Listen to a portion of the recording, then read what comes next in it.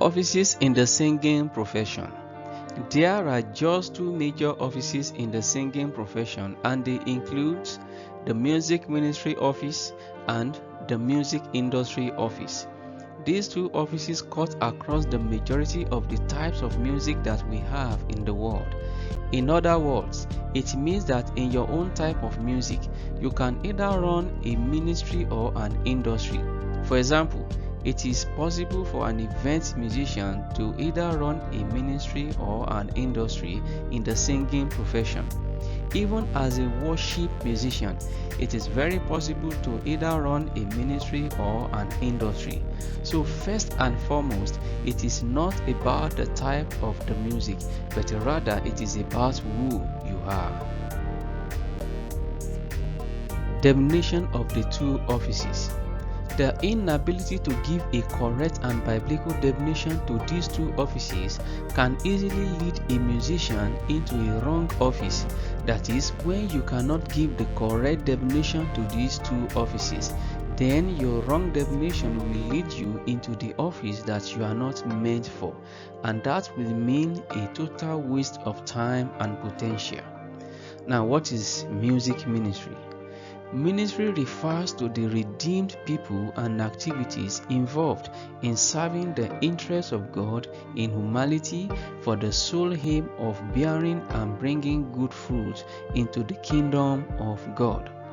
Therefore, music ministry is the engagement of a redeemed music by a redeemed minister for service rendering to God, to his people, and to the world at large, in order to bring good fruit, that is the souls of men, unto God. The services unto people include doctrine, reproof, correction, and instruction in righteousness, while service unto God includes bearing of good fruit of winning souls for him. You can read Ephesians chapter 4 verse 11 to verse 13, 2 Timothy chapter 3 and verse 16. Now, what is music industry? Industry refers to people and activities involved in service provision and product production for sale and profit making. Therefore, music industry is the engagement of music for service rendering unto the people in order to make profit thereafter. The services unto the people include moral education, entertainment, information dissemination, promotion of culture and tradition, and so on, while the benefits for the performer includes money, recognition, fame, connection, material possession, and so on. The functionality of each of the offices. There are specific and peculiar functions for each of the offices to perform, but before any office can function, there must be somebody to occupy it. The two offices are occupied as follows. Number 1, the music ministry office is occupied by a music minister, and likewise, number 2, the music industry office is occupied by a music performer. Nobody can function in the two offices at the same time. It is either you are in ministry or you are in industry. It is a self-deception for a music performer to be claiming to be a music minister, or for a music minister to be running industry in the name of ministry. A minister stands for the work of the ministry, while a performer is out for industry. Now, who is a music minister? A music minister is someone who serves the interests of God's kingdom in the lives of men through godly music, and in the process pointing men unto God. Who is a music performer?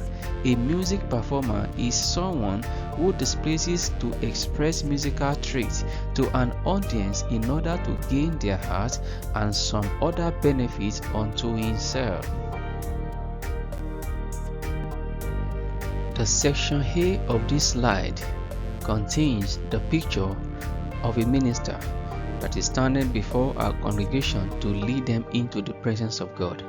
Now, few things to observe from his operation includes the following. Number 1, you observe that the people are in the mode of worship. Number 2, we also see that the people are looking onto the minister. And number 3, we discover that the minister focuses on God by attitude, not just by raising his hands or by looking upward. Number 4, the minister points the people onto God, not onto himself. Number 5, the people sees God through the minister, even though they are looking at the minister before them, but they are seeing God because the minister himself is pointing them onto God. And number 6, the minister decreases while God increases. The more the people look onto the minister, the lesser they see him, but the more they are seeing God. And number 7, the minister connects the people to God. That is the end result of the whole thing.